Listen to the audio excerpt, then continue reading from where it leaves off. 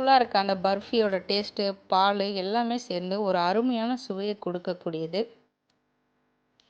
உங்களுக்கு நடக்கலை பருப்பு இல்லை அப்படின்னா தேங்காய் துருவல் கூட யூஸ் பண்ணிக்கலாம். கேரமல் எடுத்தும் பண்ணுவாங்க இந்த குல்ஃபியை. ட்ரை பண்ணி பாருங்கள். ரொம்ப ஈஸி மெத்தட் இது. கண்டிப்பாக உங்கள் எல்லாருக்குமே பிடிச்சிருக்குன்னு நான் நினைக்கிறேன்.